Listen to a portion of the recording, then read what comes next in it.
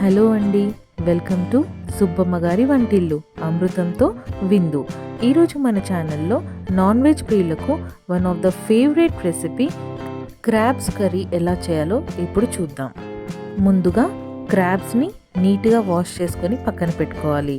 Onions, పచ్చిమిర్చి cut చేసి పక్కన పెట్టుకోవాలి. ఒక ప్యాన్లో ఆయిల్ వేసుకొని హీట్ అయిన తర్వాత ఆనియన్స్, పచ్చిమిర్చి వేసుకొని ఫ్రై చేసుకోవాలి. ఆనియన్స్ ఇలా ఫ్రై అయిన తర్వాత అందులో 2 టేబుల్ స్పూన్ అల్లం వెల్లుల్లి paste, 2 table spoons garam masala వేసుకొని కొద్దిగా వాటర్ వేసుకొని ఒక 2 మినిట్స్ ఫ్రై చేసుకోవాలి. 2 మినిట్స్ ఇలా ఫ్రై అయిన తర్వాత అందులో కొద్దిగా పసుపు, కొద్దిగా కారం కొంచెం ఎక్కువ ఉంటేనే కర్రీ టేస్ట్ బాగుంటుందండి. కొంచెం కారం వేసుకొని కొద్దిగా వాటర్ వేసుకొని కలుపుకొని ఒక 5 మినిట్స్ ఫ్రై చేసుకోవాలి. కారం ఇలా ఫ్రై అయిన తర్వాత అందులో టేస్ట్కి సరిపడా ఉప్పు కూడా వేసుకొని ఫ్రై చేసుకోవాలి. ఇలా 2 మినిట్స్ ఫ్రై అయిన తర్వాత ఆయిల్ ఇలా సెపరేట్ అవుతుంది.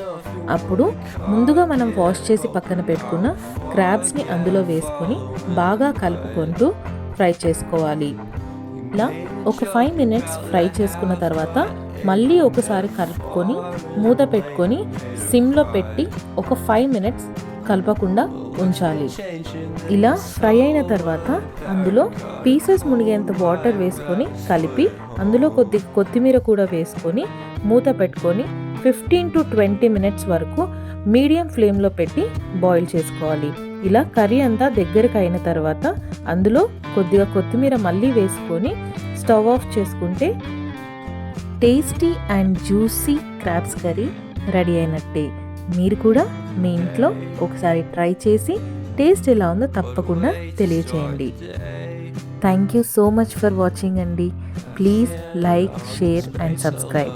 మళ్ళీ మరొక వంటతో మళ్ళీ కలుద్దాం. థ్యాంక్ యూ సో మచ్ అండి.